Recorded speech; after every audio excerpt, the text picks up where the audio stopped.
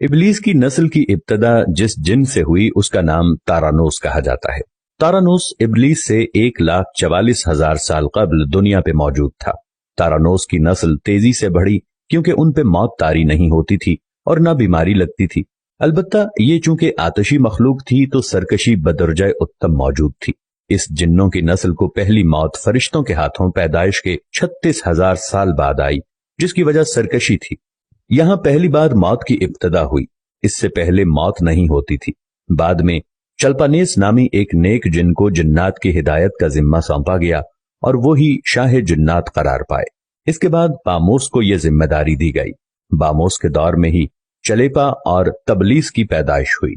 ये दोनों अपने वक्त के बेहद बहादुर जिन्नात थे और उनकी कौम ने चलीपा को शाशेन का लक़ब इसके शेर के जैसे सर की वजह से दिया।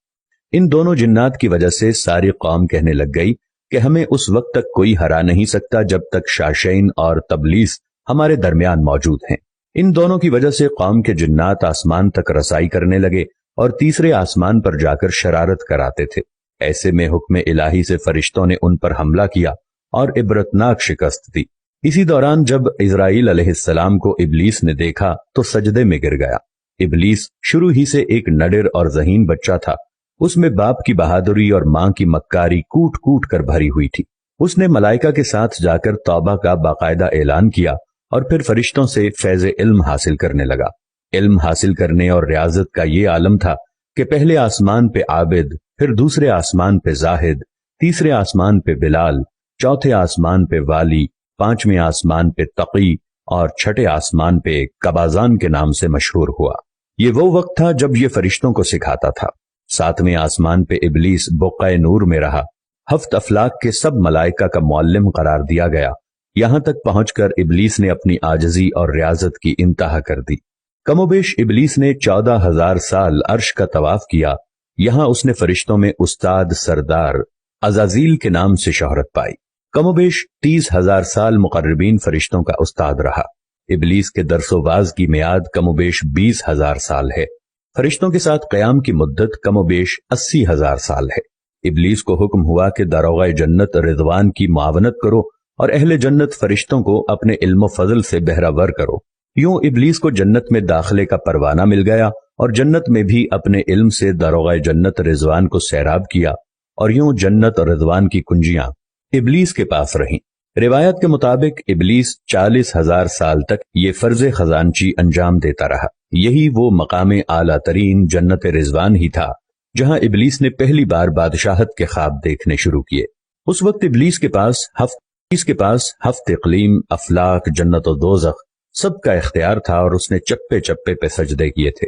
मगर यहाँ पे इबलीस आजजी से पहली बार भटका और खुद को बादशाह बनाने और रब बन जाने के ख्वाब देखना शुरू किए।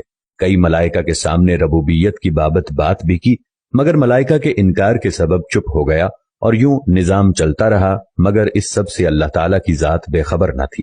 फिर आदम अलैहिस्सलाम की तख्लीक का मरहला आया जिसके कुरान मजीद में वाक़यात बयान हुए हैं। इबलीस आदम अलैहिस्सलाम को जुज मरहलावार मुख्तलिफ अक़साम की मट्टी से तख्लीक होता देखता रहा और चुप रहा। मगर जैसे ही उसे ये मालूम हुआ कि ये आदम अलैहिस्सलाम अल्लाह ताला के नायब हैं तो उसने वावेला किया, इबादत और इताअत का वास्ता दिया। फिर तंज किया कि मुझ जितनी इबादत किसने की, और आदम अलैहिस्सलाम को सजदा करने से इनकारी हो गया। तब अल्लाह ताला ने कहा, निकल जा शैतान मरदूद। लानती करार पाने के बाद इबलीस ने अपनी इबादत और रियाजत का रब्बे करीम से एवज मांगा, जिस पर अल्लाह ताला ने इबलीस को एक वक्त मालूम तक मोहलत फराहम की, जिस पर इबलीस ने औलाद आदम को सिराते मुस्तकीम से भटकाकर अपना पैरोकार बनाने का दावा किया, जिस पर रब्बे करीम ने फरमाया कि जो मुत्तकी और परहेजगार होंगे तो उनको गुमराह तू नहीं कर पाएगा। इबलीस के इस लानती काम में उसके 5 साथी हैं। नंबर 1, सबर। इसके इख्तियार में मुसीबतों का कारोबार है, जिसमें लोग हाय वावेला करते हैं, गिरेबान फाड़ते हैं, मुंह पे तमाचे मारते हैं और जाहिलियत के नारे लगाते हैं। नंबर 2, और ये लोगों को बदी का मुर्तकब करता है और बदी को लोगों पे अच्छा और पसंदीदा करके दिखाता है। नंबर 3, मसव्वत।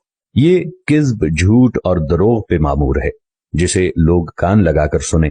ये इंसानों की शक्ल अपनाकर उनसे मिलता है और उन्हें फसाद बर्पा करने की झूठी खबरें सुनाता है। नंबर 4, दासम। یہ آدمی کے ساتھ گھر میں داخل ہوتا ہے اور گھر والوں کے عیب دکھاتا ہے اور آدمی کو گھر والوں پہ غضبناک کرتا ہے۔ نمبر 5 زکنیور، یہ بازاروں کا مختار ہے، بازاروں میں آ کر یہ بددیانتی کے جھنڈے گاڑتا ہے، بازاروں میں برائیوں اور فحاشی پہ ورغلاتا ہے۔ ابلیس کا آدم علیہ السلام کو سجدے سے انکار کا جزیہ حسد تھا کہ جس نے اسے مجبور کیا کہ میری جگہ آدم یعنی خاک کو کیوں ملی۔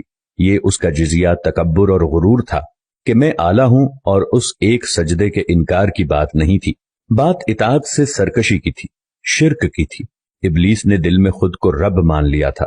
اسی شرک عظیم کی بدولت ابلیس تا قیامت رسوا و لعنتی ٹھہرا اور اولاد آدم کو بھٹکانے کے لیے آزاد قرار پایا۔